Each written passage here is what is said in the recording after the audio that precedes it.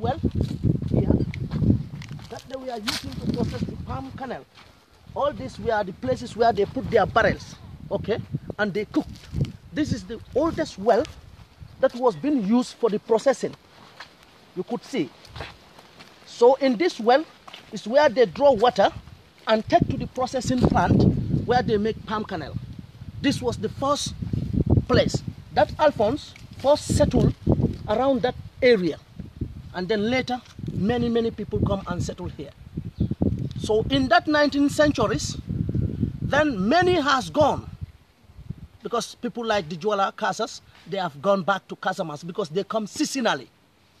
And some of them who came during the period of that season, they passed away and they buried them at the graveyard that we go in. That Alphonse, I'm telling you, the founder of the village, is buried there. And the old woman, you are going to see, 3, because we believe in a culture of inheritance. So in this culture of inheritance, that old woman, I'm going to show you the old woman, 3 of his husbands who inherit each other in the row are all buried there. The fortune ones they have, the kids who passed away, are also buried there. Okay? You have the Jola Casas, they are buried here. Just to take you for a few of the names, like Alphonse, Katenarani, Jukin, Putiu, okay? Those are the old people. Even the time of Queen Elizabeth. That is the first year that the woman there, the husband first died. So we will go there and interview her, and she will also tell you and certain names of people who died and they were buried there. So if you could see the movement of the Manjagos from Gunjur, where the hospital is, to come here, that means it will automatically show you that all these areas we are seeing, there were no settlements of any human being living there. Because we always settle far away from the communities because of our pigs and our palm. And as a Muslim community, we don't mingle. From here you have another village, okay? It's all of Sandali, okay? Like how you said Serakunda, Tabokoto, Dipakunda, and this. That's how we do it. So these people has moved up to this place. No more going further, because here there is a thick forest called Nyamine. So they never move. And they said it was a devil place. You have these devils and so. So that's why it kept the village a pure Manjago village up to now. We don't have any mixture. From here and the next village, the next settlement, and the 3rd settlement, and the 4th settlement around. How many villages are here? It's only one village. Okay. It's called Sandali. At the main highway, when entering, you see a tabla written Sandali. But it's just like a Kabilo settlement. They call here Taneneh, they call here Sandali, they call their own Tabutia, they call the other side Sambabungo, and they call that other side Babylon. Okay? But it's of all one Alcalo. From here to Babylon? Yes. Their Alcalo is in Sandali? It's in Sandali. Okay. Okay? The first Alcalo of the place is my father. Okay? He traveled to the US. He is over 120 years. Our first sister is called Fatu Gamets. He's still alive? Yes, he's still alive. He's still alive. He's in the UK? He's in the US, United States. Yeah. Okay? Even if it goes further, we can even draft you pictures. I call my people, they send you live pictures. My father was even walking from that place when he was born. Jawara was not even known to be as a Meaning, president. if I can hear you from your words, this village is not a new settlement? No. This village settled since in the 19th centuries. We're talking about 1920. Yes, before the British will even come into the Gambia here. People were settling here, yes. But their first settlement was at Gunjur Health Center. Okay, I learned that from the Alcalo. Your first settlement was there. Yes. What caused your problem for you guys to move around here? Yes, we are Manjagos, we are known with pigs. Okay. The animals that we are associated with, they are pigs, and we are palm wine tappers. So there, Gunjur itself was not settling where they are. It was far, okay, going to the beach side. That's where Gunjur was settling. Since before Omar Futi and the others will come, the Manjagos were settling there at the hospital. And bear me, if you will go there, you'll find a black ground like this. This is where they use to cook palm oil. They put barrick and put fire on it, make the palm kernel, boil, and then process it. If you go to that other side, there was a mortar that they put on the ground, and they buried a barrel, and they pound. So this is why I brought them to this well. This was the well that they used to regain water from this well. They draw water from this well to do their farming activities or their powering activities. Okay, these are the type of trees that we are crossed. You see, the dry trees were crossed like this. If you go to Gunjur, you'll find them. If you move to the other village also, you'll still find the same thing, type of wells that I'm telling you. So that's where we settle and they move from here. The reason why they move from there is because of the pigs and the palm wine. And that was a problem. Yes, we learned that the alcohol told us that you guys had a fight there. Yes, and they stabbed somebody a knife. Okay, a knife. Yes. That's why they say that they will drive you out. No, not to drive, because we, in our olden days, our great-grandfathers or our grandfathers, we are not brave of police, okay? And we are a law-abiding cultural people.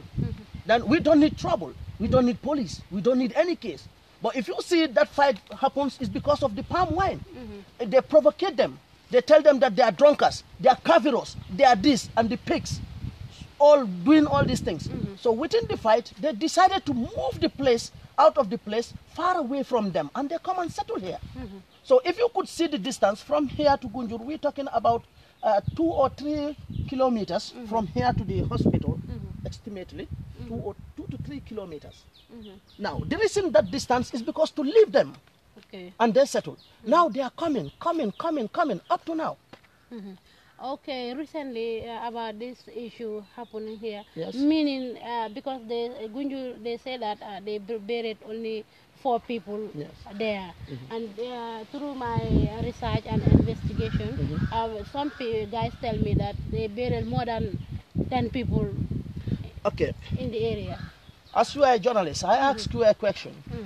A village that settled in the 19th centuries or before the independence, that village, where did they used to bury? Oh, that people never died? If somebody will tell you that in a graveyard they buried 3 or 4 people, and a village that exists, even let's say from 22 years to come, or from 5 years to come, you want to tell me that people never die here? And where did they normally bury them? Okay. That is the same place. People were buried there. We have more than 100 plus people buried. Different tribes are buried. Since you guys settled here, you are buried. We are buried there. That is the place we found our fathers, the 4 settlers. We are buried there, and that is the place we continue to bury. This is the 5th death. The 5th death that is bringing the problem. But the previous people who died, they were buried there, but there was no problem.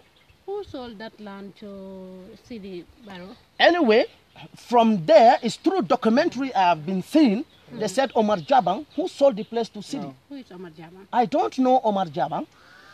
He is from Gunjur, so I don't know about Omar Jabang. Even Seedy, I used to be hearing of Seedy, okay, until this few past 5-time problem, I'm telling you. He never even come in person, okay. For the 3rd one and the 4th one and this 5th one, I could see Seedy and maybe can identify me from their lot. This is Seedy. Even the last I saw him was at the ministry. That's where we are with Seedy. Okay, you guys went to the ministry. Yes, we went to the ministry. You do follow-ups? Of course. Since, I'm telling you, since 2006 to 2007, we are getting this problem. And we are writing to the authorities. We wrote to the chief. We wrote to the alcalo. We wrote to the governor. We wrote to the ministries. But nothing was going on. We will go to the chief will tell you that no, they will settle the place. The chief is Ajay Jani.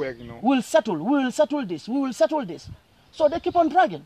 So any latest development we see they are doing, we still have to inform him. Okay, now we'll work on it, If we are not peace-making people, or if we are not in our own manners, then we should have waged a crime more than that.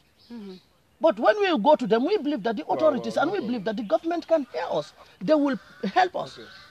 This recent problem happened between you guys and the Sajo's people. Which Sajo? No, sorry, Seedy.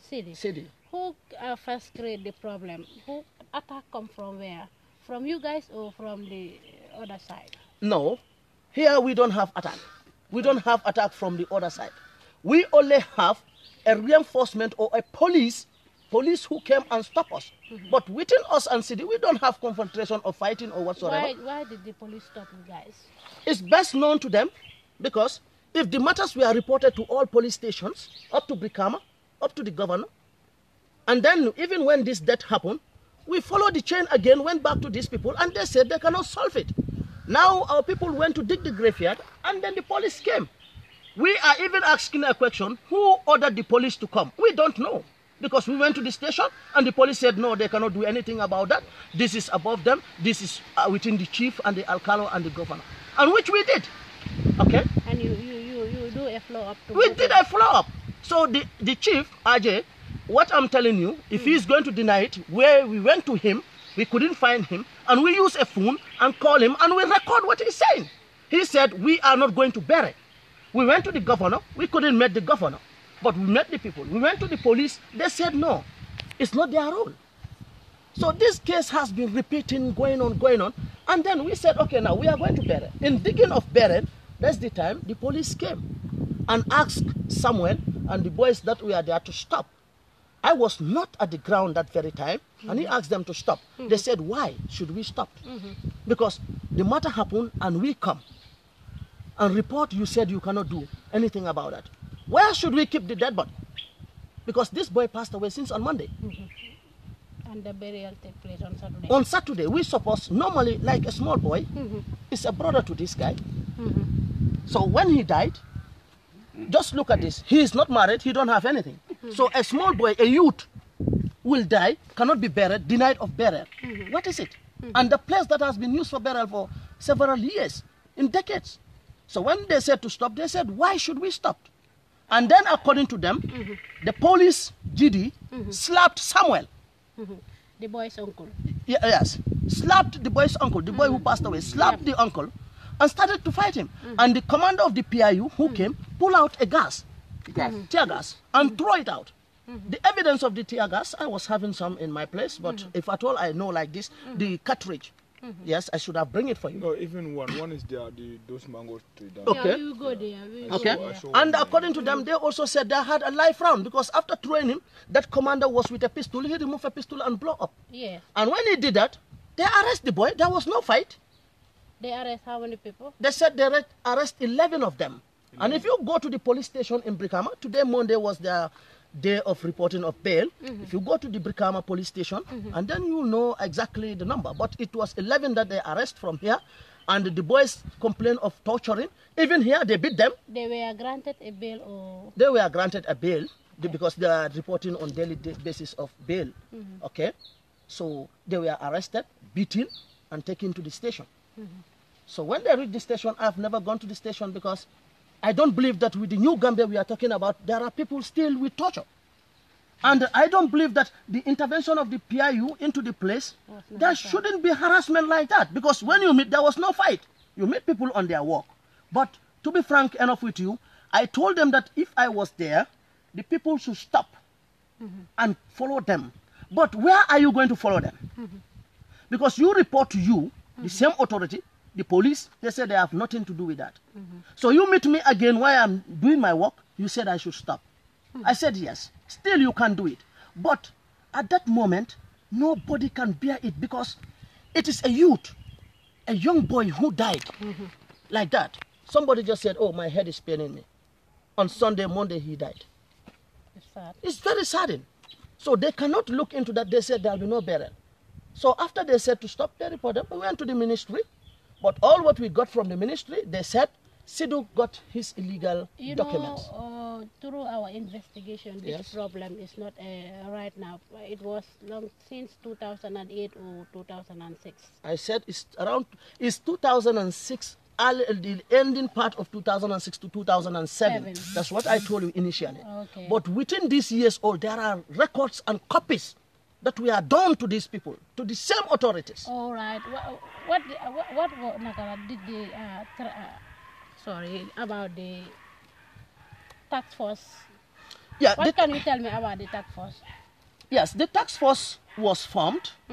I could remember that the task force was formed up to 3 times. So the first task force was the time of the ex-president Jammeh, after doing their investigation, of course, after doing a tax, you must come out with a report.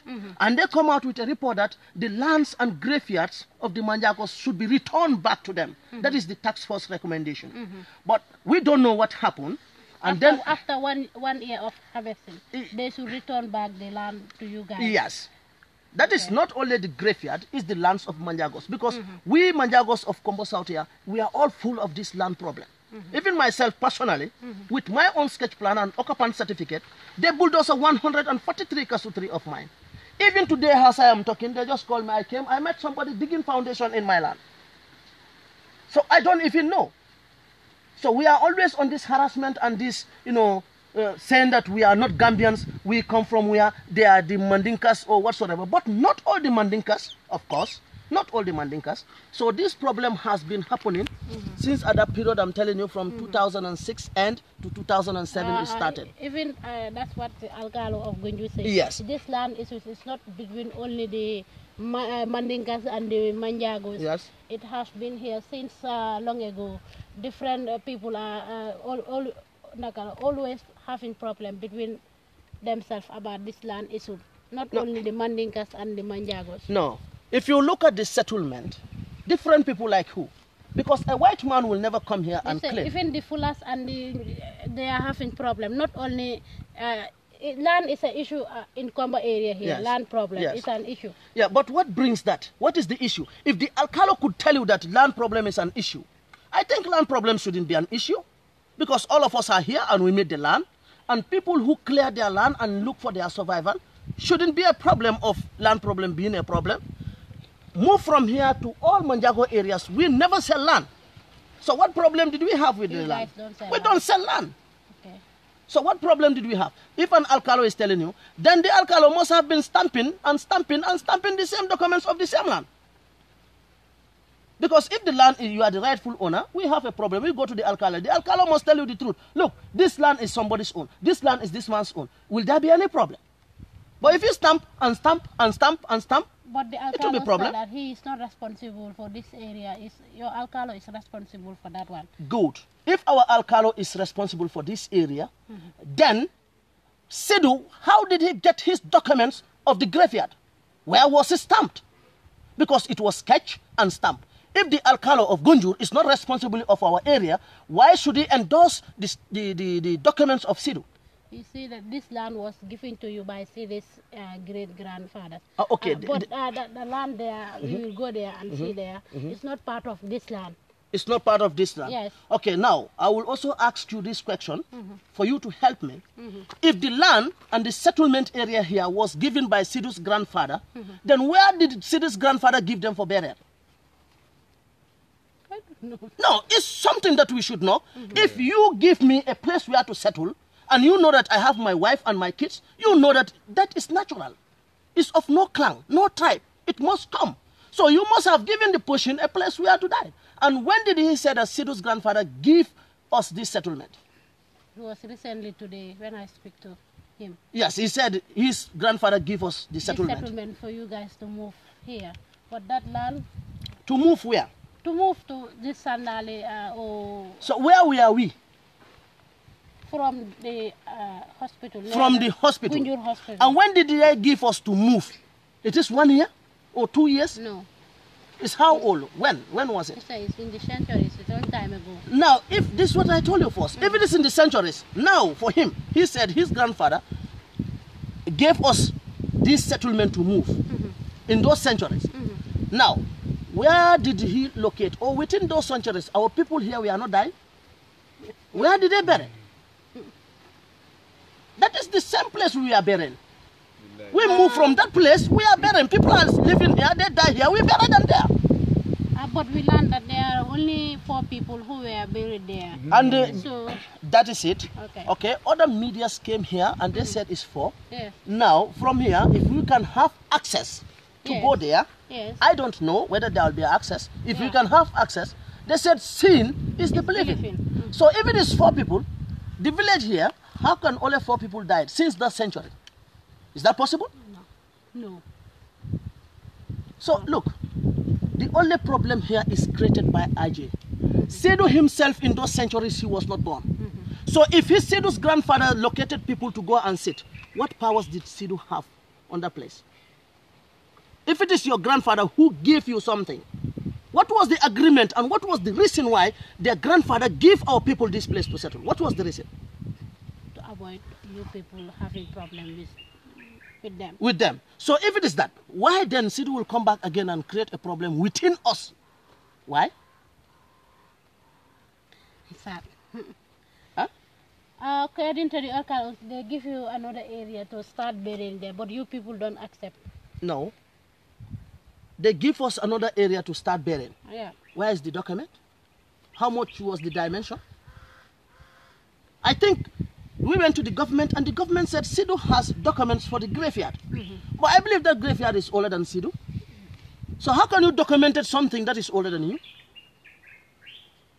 But Seedy buy the land. Seedy buy the land. Then Seedy is not the original owner of the land.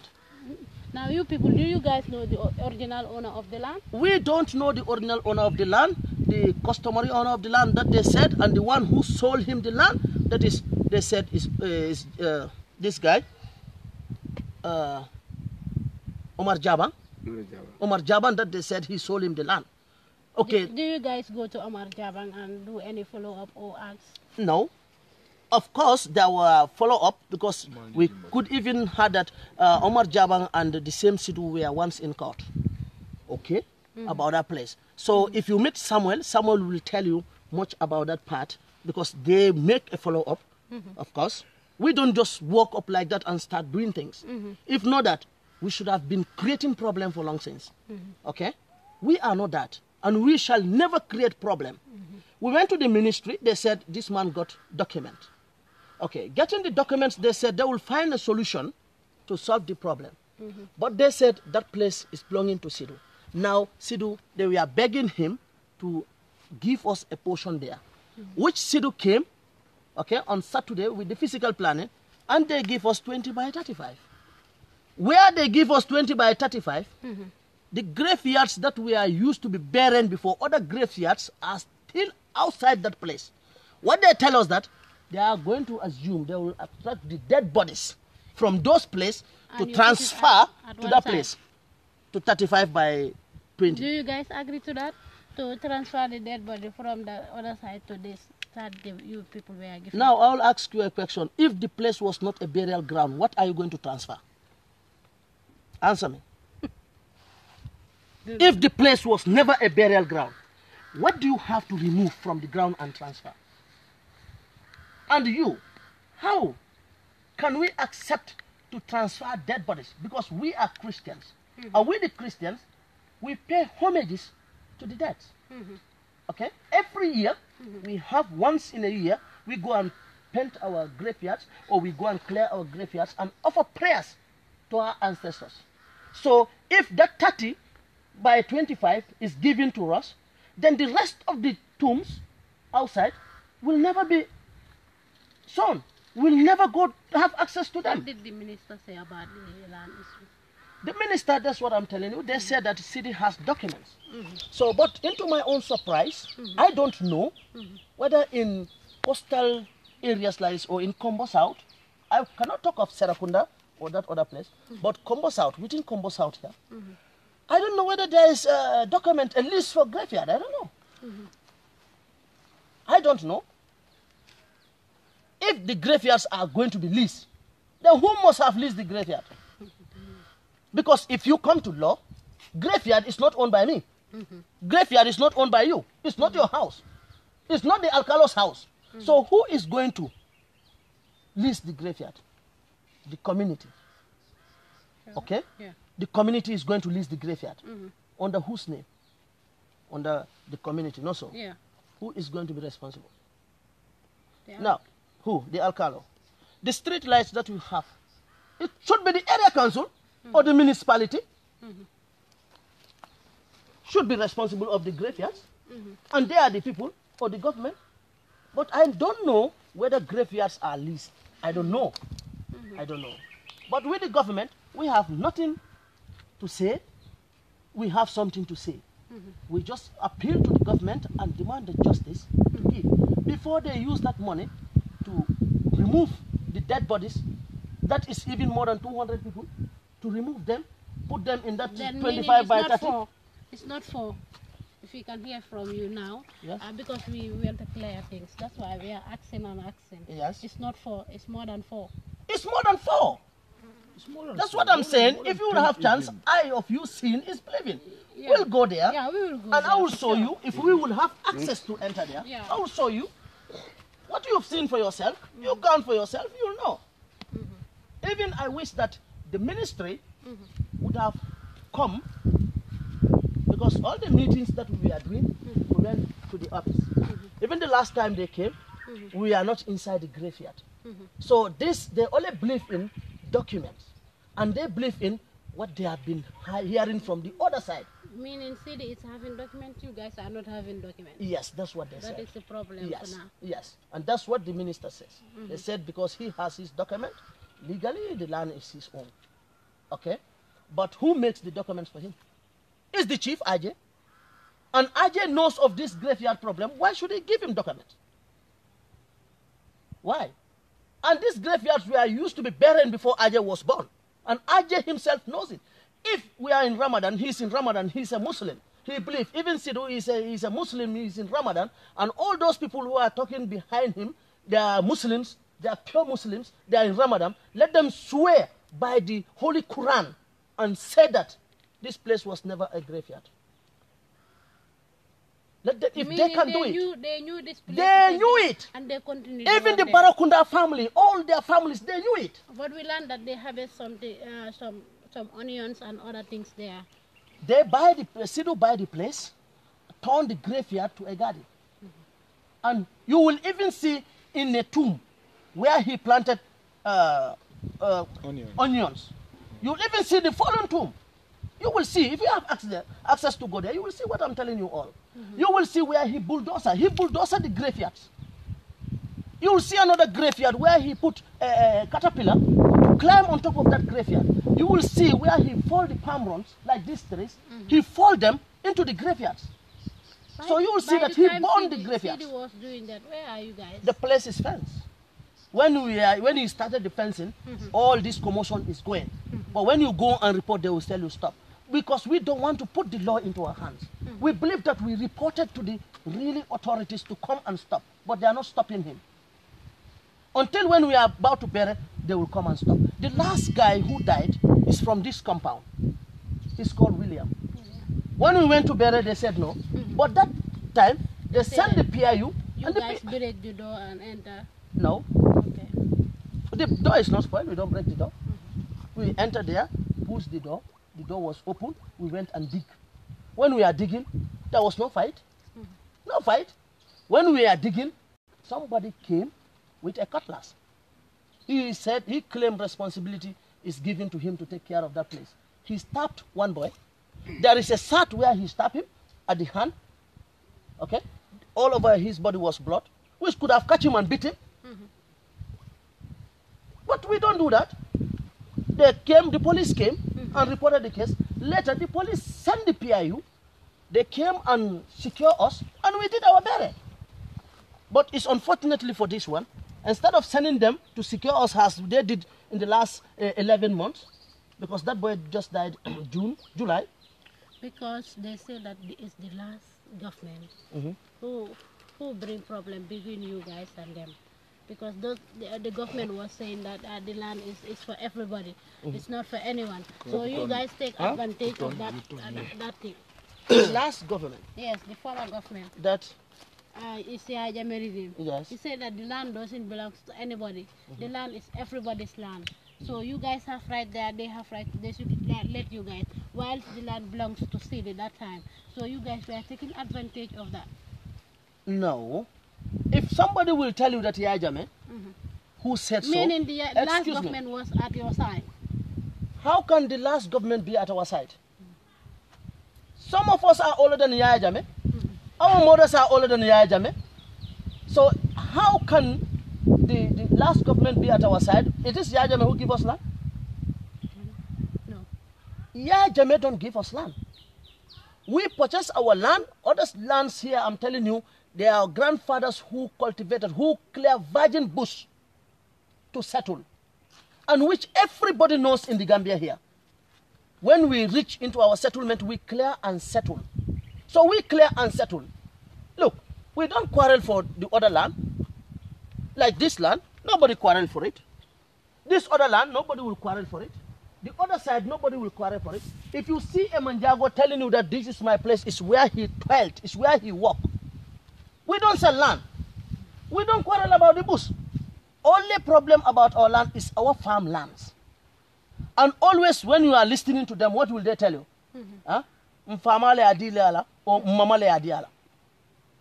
So if your father give me or give my father, or your grandfather give my grandfather, why did he give him? For you guys to settle there. So you were you there? No. Why will you come and quarrel for the place? So that means you're going to sell it and we will not live? Telling us that we are not Gambians? I will take you to a short history to tell you that the Gambia itself belongs to palm wine tappers. The Gambia itself. Let us not be talking like other tribes are not part of Gambia. Sure. Gambia is our own country. Look, Belongs to everyone. let me tell you something. Before, it was what? The hierarchy rule. And now we come to the British colony. Now we come to Jawara. Now we come to Yaya Jammeh. Now we are in the present government.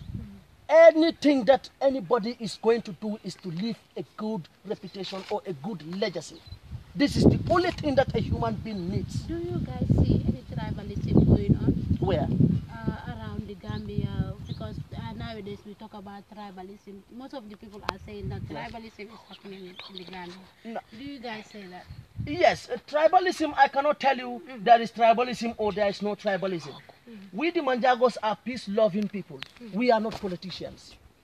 We the Manjagos are not politicians. Okay?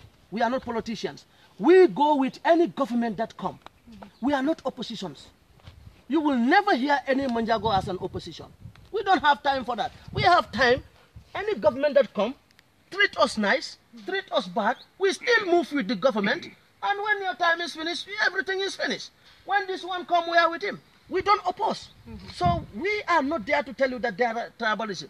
Only what we are going to tell you here is about our graveyard to be treated justly, for us to get our justice. But we are not there to say tribalism. We don't know. If somebody knows that it's tribalism, he can explain. But for we, it's our graveyard. We have our graveyard. We have no problem. So if I can ask, you guys are going to continue burying there, or you're going to find a new place to bury? You see, if somebody tell you we are going to continue burying or we're going to find, see, that doesn't come in anybody's life. As so long as we have debt, must be buried.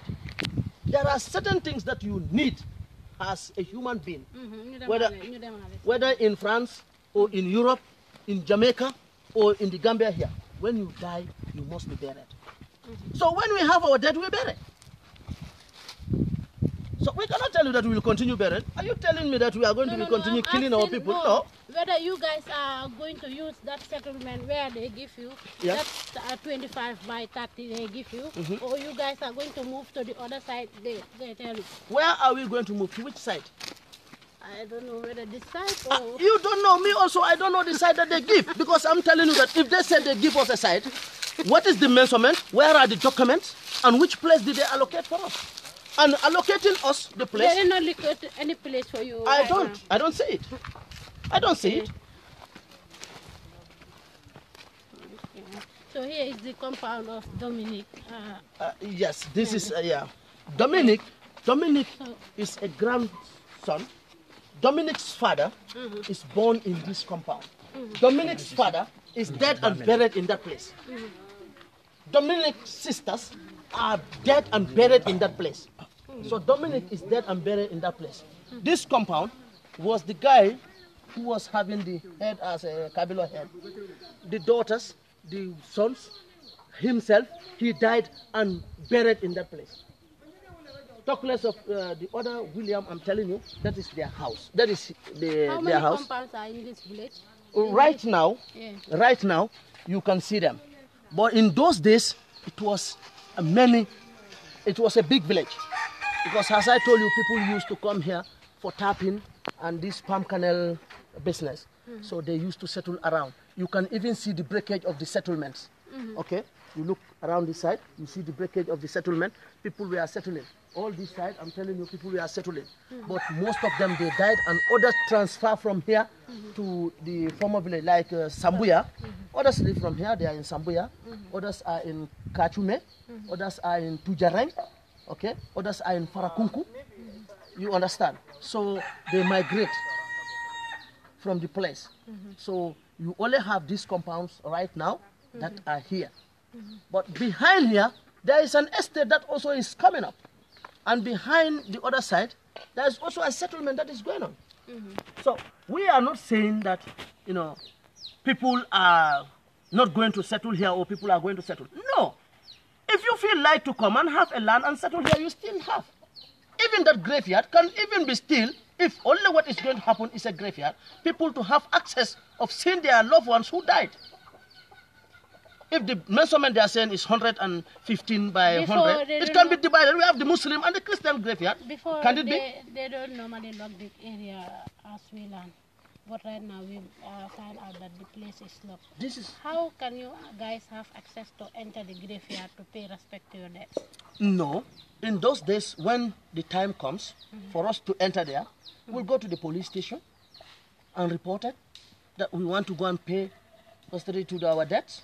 We have to go and perform our cultural beliefs to our debts. Then we'll see the police what they are going to come up with. We will not be tired of following up. We will still be following. That's what I'm telling you. We are not violence people. We are not going to do it as a violence. No, no. We will not do it. Even when the PIU came, it was not violence. They assaulted Kabwe, slapped him somewhere, and start throwing the tear gas. There was no retaliation that we fight or we hurt the police. No. They just grip them and put them in the car. They follow them. Because we believe that They were there for how many days?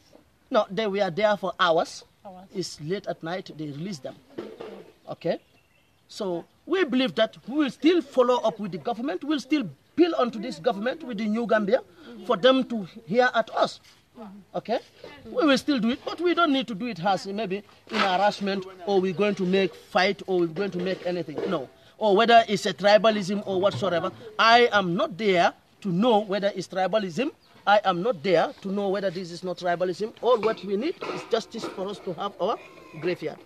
If somebody knows of tribalism somewhere else, I don't know. You know why I asked you that question? Yes. Because most of the people are misunderstanding you guys. They are saying that the fight is between the Mandinkas and the Manjagos. They are saying that.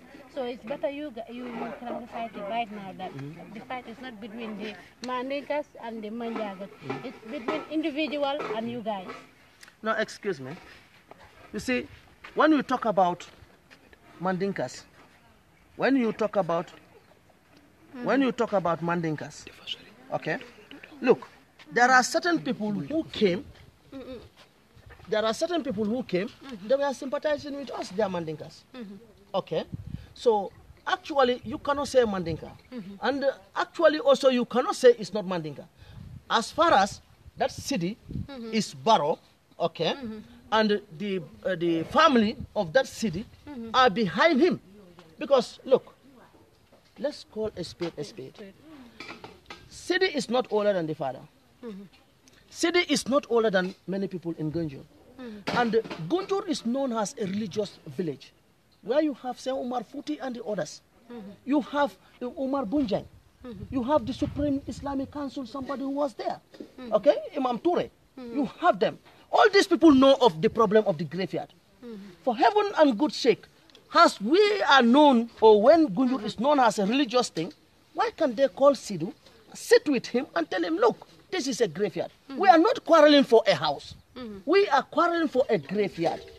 Why can't Seedy leave that place? Because that place has been buried before. You find a place and buy a place without you knowing that this place was a graveyard. Now you come to know it. And if those people are really ready and they talk to him as a Muslim, okay, Seedy would have left the place, but they will not talk to him because they classify that the Manjagos were Kafiros. But do you believe that if at all there was one, I'm saying, if there is one among their family or among them was buried there, do you think this will happen? So this is why when other people talk about it is them, it's Mandinka and the Manjagos, it will be very difficult to say no, and it will not also be easy to say yes. But this is my point of view that I'm telling you. Gunjur is known as a religious place. We have very respected people within them, okay? If they heard of this, they call him and tell him, look, this is an earthly thing that we are doing. These people are not quarreling what they take from their house. These are not quarreling what they buy or what they are going to sell. It's where to pay homage. It's where to put the last respect of a human being on earth is to be buried. If they talk to him, I believe Sidhu would have understand and say, okay, this does it. He will leave. But when they don't say it, and maybe if they are supporting him, because there are certain demands, when you are quiet, it means you are agreeing. It's logic. So if they are quiet, they are not talking to him, or if they talk to him, we are not hearing, they could be talking to him, we are not hearing. But when this problem happens, they should come into the ground and meet the people and talk to the people. Yes, we tell him this and this and this. But nobody is trying to find out. Okay. You were talking about the grand mother of Dominic. Yes. Okay. If we can see. Omer. Mama. Billy. Okay. Comme ñu doon wax ci anglais rek. Suñ ci mëne wax tuuti tamit ci olof de yooyu noonu. Pour ñuy seetaan gën a mën a understand ak yooyu. Comme niñ ko waxee rek right now ñu ngi fii nii si ki nga xamante ne mooy ke ñoom Dominic Mendy seen family members ya nekk ni dégg ngeen gaay lu ñu waxoon rek right now nga ne kii mooy kan. Okay. Sit down. Mun nga toog bàyyi ko mu toog because xam nga dafa non dafa na tef non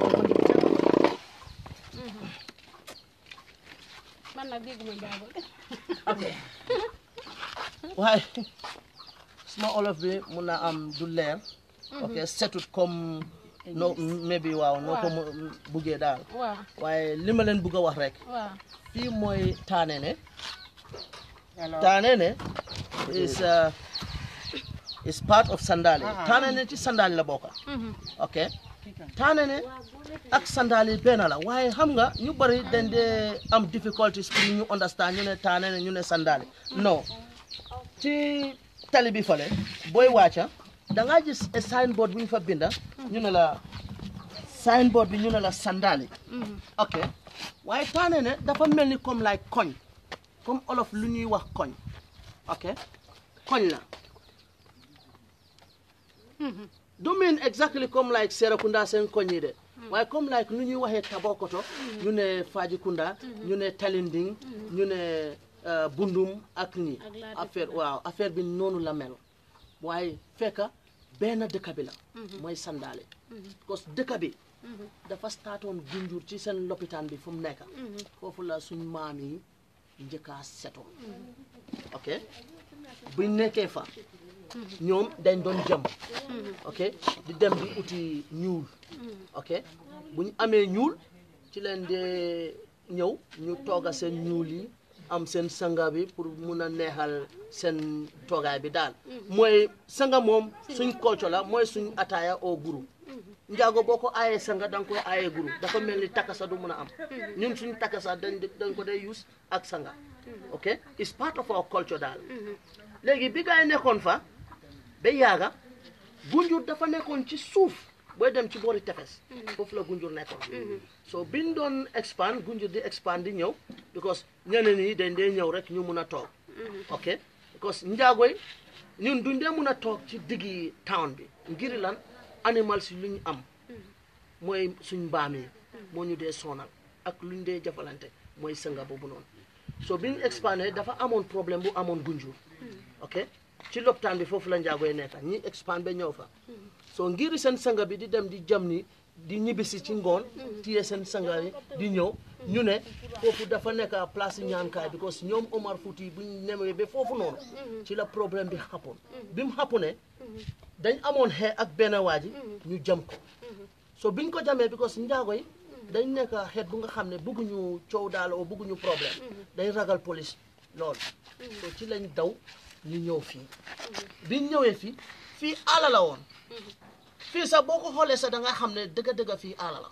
ba léegi fu ñuy waxee nii amul benn soose bu dëkk si god yii nii yu may wax ni suñ side yii nii amul benn soose bu fa dëkk njaago kese ñu ñoo fi dëkk ok biñ dawee ñu ñoo fa fii lañ ñëw foos sanca ku sampoon fii foos moom Alphonse la tudd Alphonse fale fi ma la woonoon fale foofu la Alphonse jëkkaa nekka Alphonse bi mu nekkee fa almost ñetti tribe ñoo fi nekkoon pepeli yaa ngi yoon fi njaago mooy Alphonse njaago la ak nga am Joola Kaasa yi tamit ñu yoon fii ok ñooñu yëpp setul lañ fii so si settlement boobu noonu ci lañ nekka di defalante di jam di togga seen ñuul yi def ko duutiir waaw Michael waxtu baa ngi gën a dem nga rapop rek comme nga gaawal ko rek nga def ko nga rap nga lii ko waaw nga summarize ko daal ok good loolu moo tax ñu bàyyee ko fale ñu ñëw fii gis nga boobaa fii dëkk bi yëpp ak ñu fi nekkoon fii képp ku dee fii ci bàmmeel bi lañ dee suulee because foofu mooy suñ suuleekaay suñ maamaati maam suñ maam yi yëpp ñu nekkoon fii foofu lañ dee suul gis nga maire bi mu laay woon ni maire bi nii suul na ñetti jëkkëram ci sense that ñoom xam nga ñu njaago dañ dee doonante foos jëkkëram dafa gaañu foofu la ko suul du doomam yi mu am yu nga xam ne dañ dee gaañu yëpp suul nañ foofu noonu second jëkkëram bi tamit gaañu na suul nañ ko beneen jëkkëram bi gaañu na suul nañ ko kii ñaata moom dinaa ko laaj mu waxalal ko pour nga dégg ko ñoom ñaata lan seen jëkkër amoon dafa amoon wujaam yi ñooñu yëpp dina ko wax foofu lañ leen suul waaw comme mii ne luy gars yi di wax ne 4 people lañ fa suul ñeenti nit lañ fa suul daal kon daal suluñ fa ñeenti nit ëpp na ñeenti nit loolu moo tax mën a la buñ demee fa ñu am accès pour dugga foofu noonu yow da nga koy gisal sa bët xam nga ñu ne wax na diw mu ne nii fekk yow fekkeewuloo ko loo gisal sa bopp wala fekkee ko kenn du la natali léegi maire bi naka la tudda maire Ibrahima naka ku may jaawam ati mu ko jaawam mu ne turam Nasia la tudd Nasia Gomez ok waaw moom déggut olof ku moom teetu jakki na non déggut olof ok comme luñ doon wax fii rek lu ñu fi indi rek am affaire yi def yaat bi so moom su mu ne wax nga ñu koy wax si olof tamit dina ne ajaw kuma buru nyaka ngurang wi babiwo so wili nga lui plan to ko think we me wonti ngurang mantangi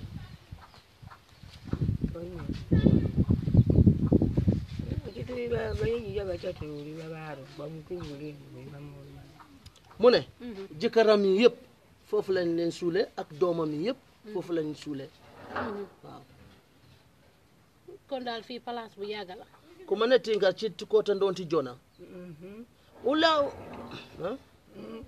mu ne waaw uleru fa muy lesuwa ok dinaa ko laaj ban time nga fàttali ko ak ban jamono lan doon suul lee foofu noonu bi nga mun a xam nga jàngut waaye mun na laa estimatal o mu wax la ko ci events yu mun a amee waaw uleru fa muy fiyaaru ne bro jot pour mo werul sax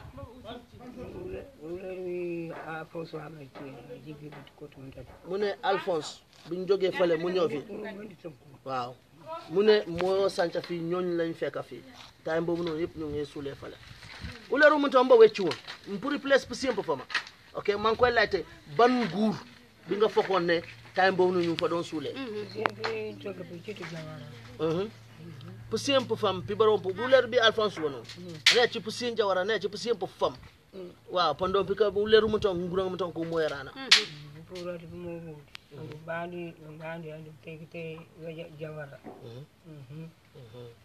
mu ne moom balaa mu ñëw sëy si time boobu noonu dafa nekkoon time bu ñu doon wax jawara waaw bi mu ñëwoon because mu ne la du moom moo njëkkaa ñëw fi waaw bàyyi ma laajte ko ndax am na ay wujaam yu fi nekkoon wi ndon nim tam ka ba nim tuwa ba biki ba nimo be kibru o na wicu na caka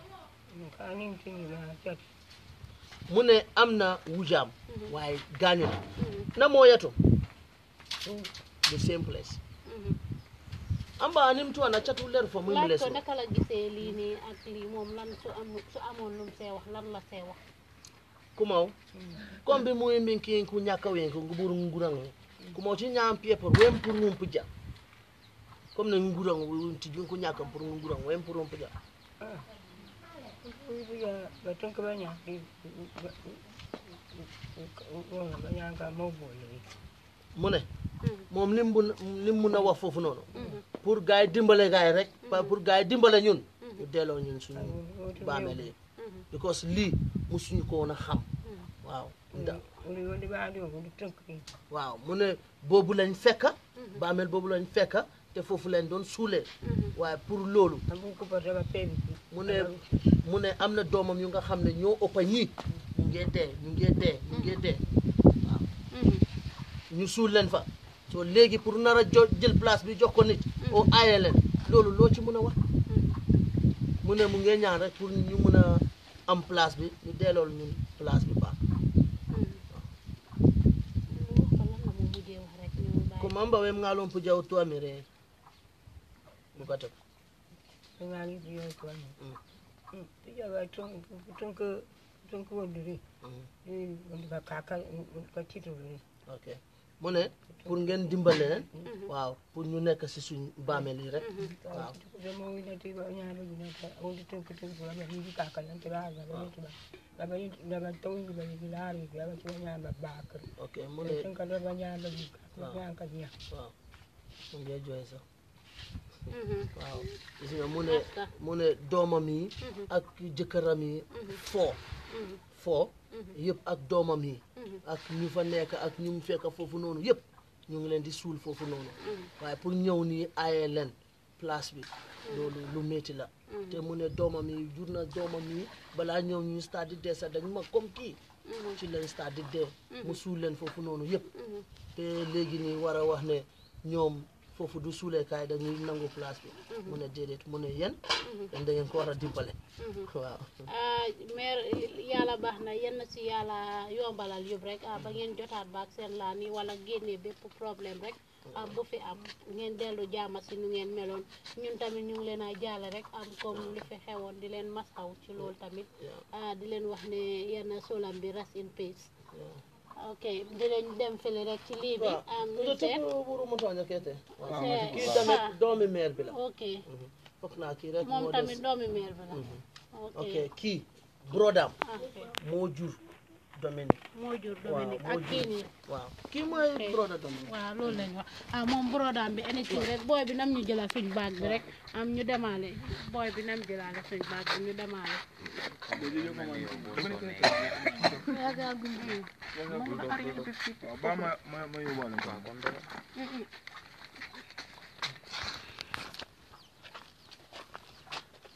ñu ne ko booy bi nam jëlaale suñ baag bi ñu demaale comme niñ leen ko waxee ñu ngi fii nii si keñam fi nga xamante ne mooy Dominique Mendy moom mi gaañu woon gis ngeen ko brodam bi bro yow su ñoo demaale rek yow tam mun nga see sànni waale sa kàddu loo am pour wax comme loo am pour wax yow tamit naka nga gisee problème beeg yooyu ñu demaale rek man problème bi kay mi am not very happy about this problem ingi ci pure aci ni njule am ngal bitul to ñu ne problème bi monum wala woy gis ngeen ko dëkk ba nekk nii fii yëpp si dëkk bi la bokk waaw fii yëpp dëkk bi la ok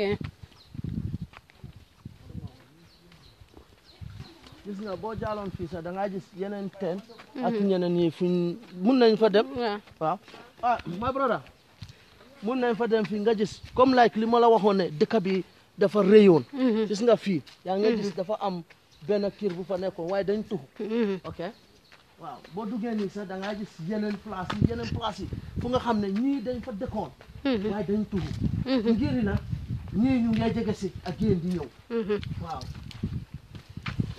ñan ñoo nekkoon di jege si di ñëw soosey waa Gunjur mu ngi expand ok fii mooy comme maanaam fii ñetti kër yu ñoo wax fii si la bokk waaw kii tamit doomam bi dafa gaañoon xam nga fii was a settlement you know ok people were fii settling there yeah na ñëw rek dinaa la woon fii tamit last June or July last June waaw doomi fii dafa gaañoon buñ demee fale moom William la tudda. It's just 11 months of today. Before you have this other dead. Okay. Then I will also show you the graveyard.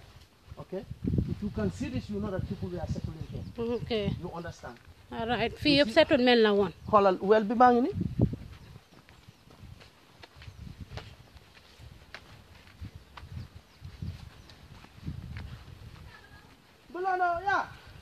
ñun nag Joola dégguñ nag ay njaago mooy caddi.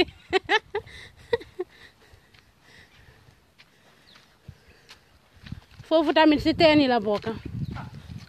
Mbokk yi yéen a dégg li kii wax ki nga xamante ne mooy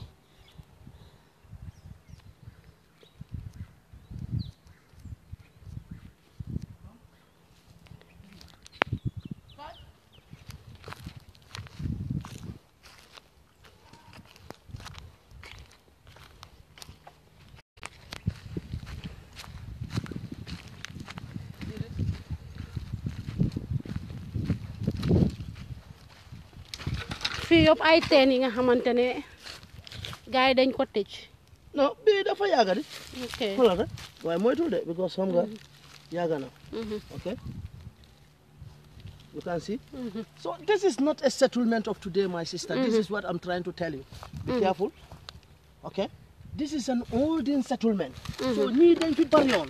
Okay. ñii dañ bari After yoon si la fi. gars yi move to Wow. Sanda. Dañ move. Alright. Okay. ñeneen ñi move nañ to Katume, you know, Sambuya. I told you. ñeneen move nañ to Pacholi fale ak fii nii Tujareng. Okay. Nga dem Farakunku. Okay. Tintinto. ñeneen ñi move nañ fa all. Okay. You will see. You will see. If you go here, you will also see another well. Different things. So the place is open by the window. Go. Yeah. Kii tamit jëkkëram gaañu na doomam yi whatsoever ñoom ñëpp ñu ngi fi. Kii rek naka lañ de nuyoo si njaago sax. du tàkkaloo. Du tàkkaloo. Punak. Punak is over. Okay, Punak is over. Okay. Bu tàkkaloo Punak. Naka nga tudd? Agnes. Añas. Añas yow dégguloo Wolof. Da ngay jéem. Aha. Kaa ñu Okay. waxtaan rek kaa ñu waxtaanaale Añas. Tey ñun dañ ñëwoon fii. ak seet si leen rek fii nii seen dëkk bi fii nii. Fan yii yëpp problème bi mu ngi am. si seen diggante ak yéen ñi nga xamante ne ñu ngi am. si about si lii bii nii si graveyard bii nii si bàmmeel yi. soo yow lan nga am pour wax si loolu. waaw. nit yi ban nañu ñu suulu foofu rek. ñu demaale ñu waxtaan. ñu demaale ñu waxtaan. foofu. déedéet ñu demaale ba fi nga xam rek nga wuññee. biñ topp biñ kay de. mu ne ak ni mu tilimee no problème jaago liggéey lañ ko xamee. ok waaw taxal rek nga wax ko rek ñu jox am some minutes waaw.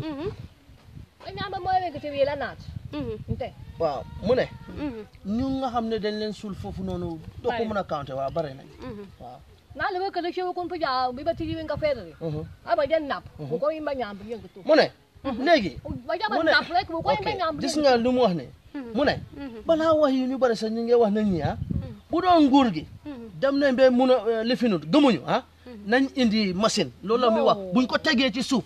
lu ñuy gis ñu suul foofu noonu. ci la ñuy xam. waaw. maanaam daal fii yàgg nañ di fi suul gaa yi. kay. yàgg na. yow ñaata at yaa ngi fi fii nga seeyee ba am fi sa doom. kontu ma mais bari na. bari na. ko am kan waanum ngim waaw man tekala nga jeng waanu mais ngi kontaate mais waanu ngi kan wuti apen waanu. Okay, mles pusiempo fampim ci puntinku le ler pusien baba bo ne pusiempo fampim les punga. To bien ya wala pusien waji tan kin tan kin. Pusien. Ku ko ya tan kin. Waaw. Mu ne before ku koy sa mo mu ngi fi. Bala ku koy samba sañan kon yene nang fi. Kuma bala ku kay. Bala ku kay. Man ci bati. Mu ne mu ngi on fi. Okay. Nala ka ka te ni gu dina fi anu ka ken. Mu ne am na fi kayitam sax boo buggee mu woon la ko. Waaw. waaw Jakeen kulu won nga toppatoo boobu. Jakeen kulu. waaw. indi waale ko. waaw. waaw tey rek ma lakk si njaago. waaw gis nga ko àll bi yëpp am si la bokk fii nii yëpp am si la bokk fii moom loo leen fi dee def seen mango yeeg naka la kasu yi kasu yi waaw yaa ngi xool waaw fii de mango firi la i waay mango yaa ngi yàqu de fii amul suñ dëgga Seedy was a settlement. They didn't buy Seedy, you know that it was a settlement. fii yëpp nit yi comme maanaam fii yëpp waaw nit yi ñoo fi dëkkoon waaw waaye dañ move ñii tamit comme li ma la waxoon dañ dee defar di ñii ok the same all over this place kasu bi loo leen ko dee presse nii loo leen si dee defee because dañ dee gis ne fa mel ni da ngeen ko dee presse wala kasu yi daanu nii waaw kasu yi dañ ko dee presse ñu jël ndox mi boobu dañ ko dee tooga tamit def ko kaana ndoxi kasu bu ngeen dee presse waaw boobu moo dee nekk kaana bi waaw dañ ko dee baxal dafa am bu doon in my side there waaw you see the brewing plant waaw where we brew it and make it like alcohol ok ñeneen ñi sax dañ ko dee defee nii rek waaye ñu koy naan alcohol boobu noonu comme da ngeen ko baxal ñu ndiyaat ndax alcohol boobu noonu lii na ok 1954 depuis 1954 ba léegi yeah. yow yaa ngi fi yeah 1964 yeah ba léegi yow yaa ngi fi ok kon fi yàgg na you see place bi du place sandali so you see sandali fan ngeen dee dem sànni jee karta wala dañ dee indi police station fii no ñun dañ de am na ñeneen comme like in the voting is where you are registered others they register in Gunju others registered in Niofele okay if you register in Niofele you go and vote in Niofele if you register in Gunju you go and vote in Gunju okay just to tell you this village is even older than that Niofele okay it's older than Niofele okay. So it's a long time, my sister. It's a long time. It's a long time settlement, Yeah. not settlement. There is a well there. Okay. Waaw comme que ñëw nañ ba fii rek ñu profité wàlle si ñun tamit génnee place waaw ci la maa ngi la doon laajte si affaire yi naka la daal bi tàngara bi comme bi nga wax singa bi bele lii bi kaana bi comme laaj yéen da ngeen dee baxal lii bi si xasi bi léegi after ñu presse ko boobu moo dee nekk naka kaana bi waaw so boobu amut benn effect wala xam nit wala dara No, you see, when we talk about come like when you are gin, waaw as brandy, bobu sukura. You might understand. Tuba bi dañ ko dé def rek ñu brew ko after you def ci chemical mu hoha or mu wex. Why this one is a natural fruit. Okay? Bi mom natural fruit la li amu dara. Bi do yokk ci ndox do def ci dara. Bi no ko jëlé bii daf la dee gaaw a màndi no. Mandi la di. Yes. If only you can tell me something that you know the voltage. amul benn side effect parce que voltage bi fooru kaana bi ni voltage bi fooru Okay. ma ne voltage Come, bi come. fooru Voltage we didn't afford it. Okay. You see here a well that I was telling you. You look at this one. Okay. anywhere you see that it was a settlement Yes. The same village. I'm telling you, people were settling here. You see this? kon the And- village was more than It's more than 150 years. The village is more than 3 compounds. In those days, they are telling you that when you are dressing, coming to this village, you must look at yourself. okay. You have different tribes, I told you. You have 3 tribes. Okay. We are settling here, okay? And those 3 tribes, different from the people who come here seasonally to work. So just this to is work it. and earn money Yes. So you can see with this, within these compounds you are seeing, how many wells are you counting now? It's just to tell you that the population was too much here. Because if it is just 1, 2, 3 compounds, you will have 1 well. But now you are seeing a well, you see the other one there, you take a well down there, and still you are seeing other wells that are being used right now. how come this village don't have electricity and water supply? Did you guys ever apply for that one? Oh yes. You see, even Gunjur itself, when did they have electricity? The Gambia was not electrified. It was the time of President Jammeh that we start seeing electricity. Even this road that we are telling you, the connection from Gunjur to Brikama, when did they make it? I think it's in 1998 they start making that road. Okay? So we are in a coastal area. That one, it was in the side. We cannot. We will want it, and other bigger communities are not having it. How can we have it? Within these days, we just trying to apply. We have been applying, of course. If you go to the other village of Sandali, borehole are dug in our area. Okay, the main borehole that is supplying Gunju, but we didn't have branches. They only give the water to the school. Okay, Sandali we are having up to grade 6. Okay, we have up to grade 6. Sandali have up to grade 6. Yes. Okay. We have a primary school, we have a nursery school, kindergarten, then from nursery 1, 2, 3, then you just go to grade 1. So from grade 1 is grade 1 up to 6. Okay? So for with the electricity, I don't know much about that because that one is on the government side. Because I don't believe that we can do it on our own without the government. Okay, but for us to clear our place and leave our settlement. During campaign time, people come here to campaign or they send their guys to come because you guys full. Yes, during the campaign time, I will tell you this village is one of the most historical place. If you go around the bush there, you see it. The former president here, Jame, in 1996, here was the last village he has the meeting before he became elected as a president. Then during that time, he was the commander-in-chief of the Gambia, of the Armed Force. That is the AFPRC. Armed Force is the Provisional Ruling Council. In 2006, in 1996, okay, this village was his last meeting from Kato. He got his last meeting in this village. Yes. You don't see? You see? You see that William, I'm telling you? Okay, it's here, it's better. No. This was a cross that we had to take to his graveyard because of the problem. William. Yes, William. You will see his graveyard there. Okay. So because of the problem, they deny it, they make all things, and the cross cannot go. After bearing the name of the dead, it's supposed to go to the graveyard. It cannot go. No, there is no cross for Williams and Dominic. Huh? There is no cross for Williams and Dominic. Yes, there is no cross for William and Dominic. Even the former ones that were there, that are being built, they were all graded. Okay?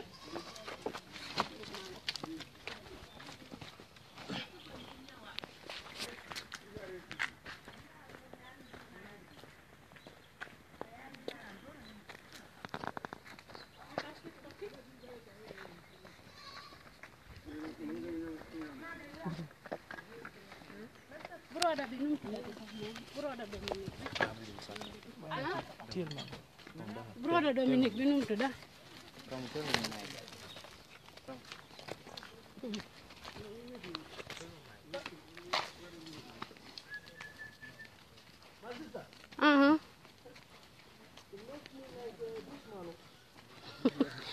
Agisilo li kay mom xana agisilo man suma tankay mané xana agisilo man suma tankay naka nga def bro yow yaa tudda naka Nelson yow yaay brother Dominic bi Nelson yow la am pour wax incident bi ni ak noo ko dundee man incident bi duma ko gisee and no more fake because I was there that day, I was present. But really, I'm not feeling happy about it. Why are you not feeling happy? Because of the way these PIO officers, the way they are treating people that day, Yeah, they are the cause of all this. Yeah. Government should lay their eyes on this man to tell him the truth. That's the only thing. Yeah. Instead of telling him the truth, now they are begging him. Okay. Begging him. One individual person. Government begging him. So fii yëpp si la bokk. Fii yëpp si seen garden la bokk. Okay. This nga bi. It's a garden of one guy in Gunjur. We are not saying that you cannot be from Gunjur, you have garden here. No. Bi. Yes. Bena guy bu nekk Gunjur moo ko moom. Wow. Barakunda, the family. Okay. Okay. We are not saying here you cannot have. Okay. You can be here. You have land in Gunjur. Fii nii. Guy nekk Barakunda, family Seedy bi. You know, you have almost up to, I don't know, 3 Barakunda or whatsoever, but they are all Barakunda. Yeah. Okay. But they own this place and this place. So if you have this, you have this, that is not a problem. Okay.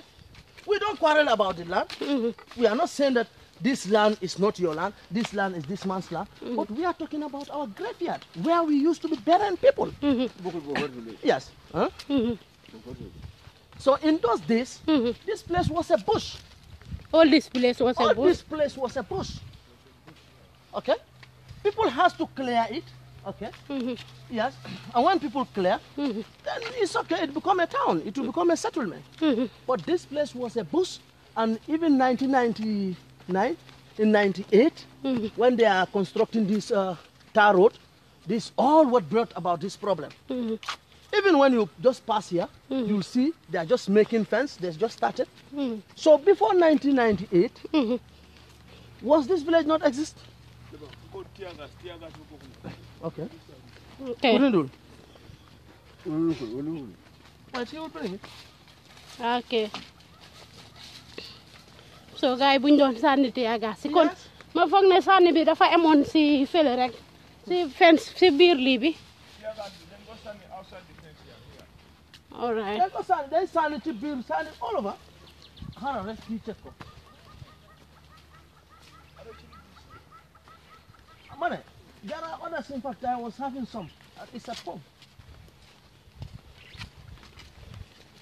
As the alcalo of this village, what is the take of the alcalo?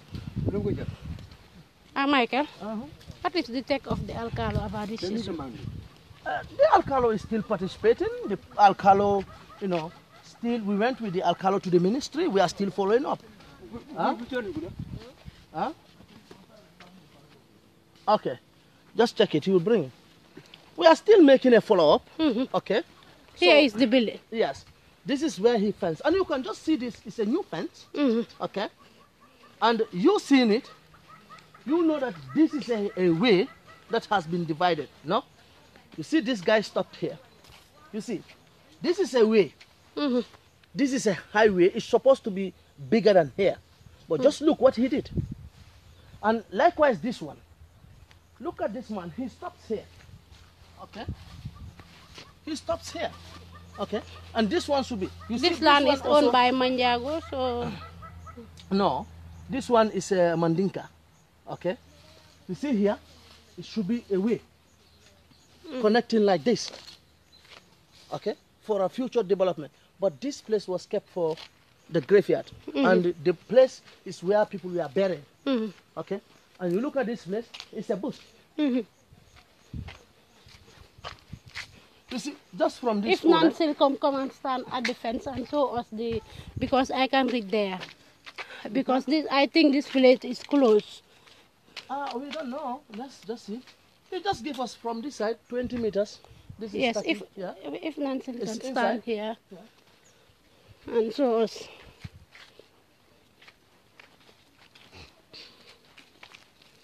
It's this area now. This side of they give you this area. No, from this white pole. You see where this white pole is? This one. This white pole. Yes. You see this white pole? From this white pole, from this white pole to the starting of the fence. That's where they just give us. From there.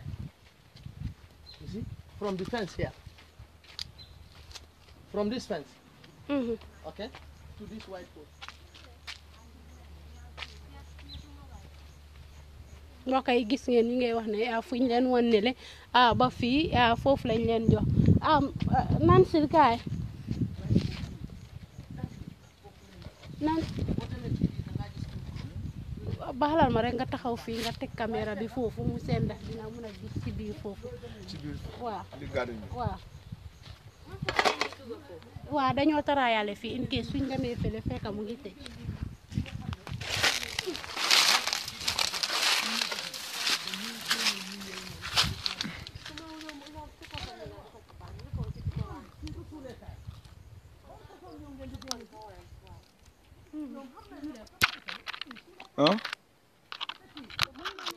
waaw may ma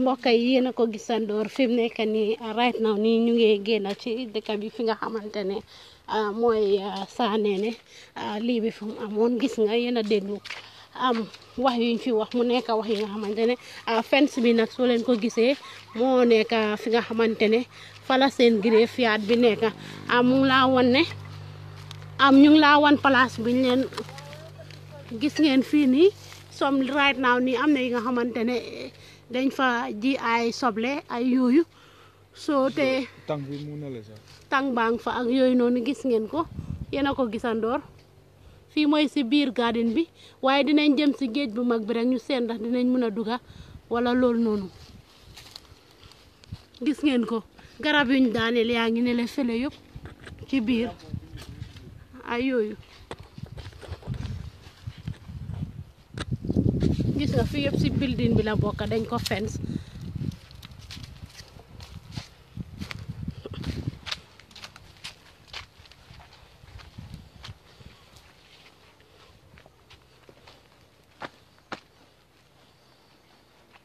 mère yow yaay kan man may Marie waaw Marie yow lan nga ci Dominique yow lan nga ci Dominique sa lan la suma doom la doom suma mag la doom sa mag la waaw ñu ngi lay jaale lii bi dëj bi di la wax ne masta waaw naka nga gisee problème bi nii problème bi dafa bon ci ñun de waaw man dégg du ma wax du waxu yu sori noonu ak olof waaw waxu suñ dëj bi bon dafa bon ci ñun ok man dama dañ dëkkoon sori ma ñëw fekk sama defal ma téléphoné ma ñëw fekk sama doom sama mag dafa gaañu man ma ñëw tamit ma fekk problème ñu nekkati problème fii nii loolu baax ñu neexuma la ci manti damay jooy pour sama doom bi dafa dee ma jooy pour sama doom bi dee mun a tëdd loolu nakk fay loolu mooy problème ci man bëgguma loolu waaw dafa naxari ci man masta léegi yow loo see am loo see wax comme loo am loo see wax comme problème bi gars yi bàyyi ko wala naka la ndax gars yi mu bàyyi ko de fii yow suñ boos la fii fu mu nekk nii suñ boos la de man fii laa juddoo nag sama papa fi yëpp fii laa juddoo te sama papa fii balaa muy dee fii laay suur ak sama mag yi yëpp ak sama beneen yaay yi yëpp sama mag yi yëpp fii soo gisee kër bi bu njëkk ba dafa feesoon sama mag yi yëpp man rek laa des si jigéen yi góor yi tamit yëpp dafa dee fii rek laa suuroon yëpp ñoom ñëpp fii lañ leen suul waaw fii ñun ñëpp fii lañ leen suul waaw lii métti na mbokk yi yéen a ko déggandoor comme ñuy jot a dugg rek ñu xamut lan moo fi xew tey ñu ngi fii nii si Taneneh bokka si fi nga xamante ne mooy standali fan yële si gannaaw réeré woo leen mbir ne am na xale bu góor bi nga xamante ne mu ngi tuddoon Dominique Mendy gaañu woon fii nii si Taneneh rek léegi nag place bi nga xamante ne ñoom depuis 19th century si fuñ nekkoon di suul seen gaay yi foofu lañ ko bëggoon a suul nag ne léegi nag place bi dafa fekk ne jaay nañ ko keneen ki nga xamante ne mooy Seedy Barrow moo jënd place ba nekk nii léegi nag dem nañ fi nga xamante ne foofu mooy woon si këri alkaali bi Gunjur déggee nañ si moom ñu egsi fii tamit si gaayami ñu déggee ñoom tamit luñ nekk di wax ak naka la problème bi demee ñoom liñ laa wax mooy ñoom yàgg nañ fii lii depuis Jawara ñëwaagu depuis Ancestral fa la gaay yi suul naka seen gaay yeeg everything foofu lañ leen def ak yooyu noonu foofu la gaay yi suul gaay yi Okay, you come and see the tabla. is St. Mark Lower Basic School. You see, it's Sandali. Okay? You see? And look at the school. The school, when they are telling you, the school was St. Francis. And after that St. Francis, you see, in 1984. Okay? But this 84, the school meaning was the primary school. Yeah. You are talking. This primary school, I'm telling you, this 84 is not the actual date of the school. The 84 is when the school was built. Okay? The school, our brothers were being educated in that place. What did they do? They used to... They used to... They used to carry their bench, you know. In those years, before this 84, the school was built, they used to fence with these sibikarans, the sibis, okay? That's what they cut, okay? They fence and make it just like a dancing hall sort of. They'll just put sticks, throw it up, and they fence it. So whosoever is going to school, you must carry your bench. Okay? To school. To school. All those brothers are still, some of them are alive. Okay? So in 1984 is the time they built the school. So if you are telling me,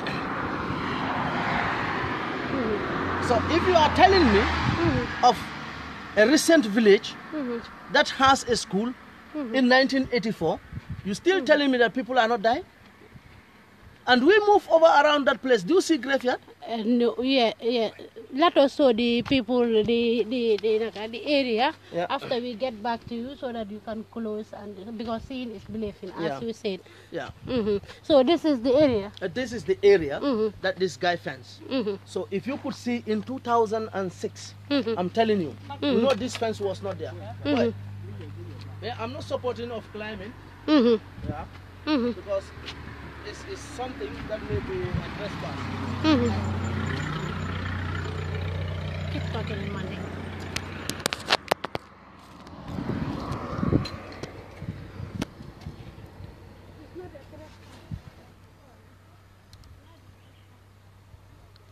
Here is the place. Right now we are in the place, the graveyard, the place that they are arguing about. Is here.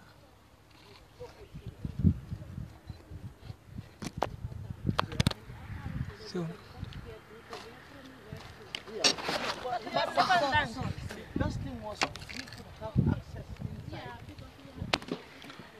waaw mbokk yi ñuy seetaan ci Gambian Talents gis ngeen fii nii ngeen gis mooy bàmmeel bi nga xamante ni moom moo indi coow li bàmmeel bi ngeen gis nii ñu gas ba pare moom lañ bëggoon a suul ki nga xamante ni mooy ki gaañu waaye yàlla dogal na dañ ko gas ba pare ñu ne leen du leen ko suul fi mu toll nii dañoo sàcc yéeg ci kaw miir bi pour mën koo vidéo gardien bi mi ngi fële waaye naaw gisuñu quoi waaye saa it bala ngeen di gis ci ginnaaw bàmmeel bi yéen a ngi gis ne foofu lañ suuloon seen ñoom maam yi li ngeen doon dégg ñu koy expliquer sànq ba léegi loolu la waaw en fait nag dañoo amul accès pour wan leen leneen li nga xamante ni moo stop waaye maximum ne fii nii lii ngeen gis nii lii lañ ci mën a am parce que ñi ngi toog nii ci kaw miir bi right now di leen vidéo li nga xamante ni moo di li fi xew ci bàmmeel yi waaw ñu bàyyi leen ak Ramatulaay mu eggali li ci des incha allah.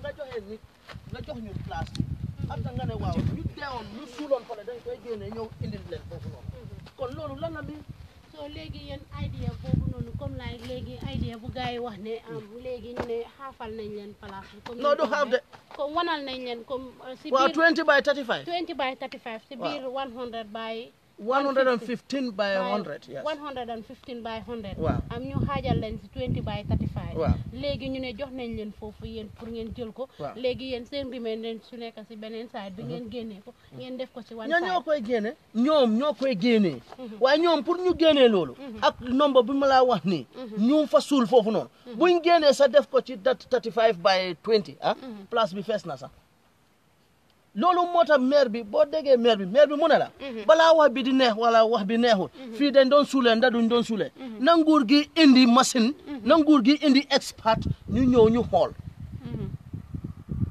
so it's not going to tell well ci ñun nga ñëw suma maam ñu suul ko fale suul suma raka fale suul suma jabar fii suul suma doom fii ne right now nii si 20 by 35 bi suñ according to ni ñu ko waxee Dominique kese moo fa nekk am na greffier yu fa nekkoon waaw even bu Dominique bi sax buñ ko gasee waaw am na beneen side bi sax fuñ startoon foofu dañ start rek bàmmeel la we have to move ahead ñu start ñu dig boobu noonu xam nga in those days jamono la xam nga affaire bi du comme like léegi bu ñuy wax ne ñun dañ jànga let us do things in a systematic way pour like ñu arrange non bu njëkk ba amuñoon arrange boobu noonu because ñun we are cultural people okay suñ maam yi they are cultural people religion was not bouncing up to human race like this okay ñeneen ñi they are still with their belief time boobu noonu ku gaañu ci dëkk ba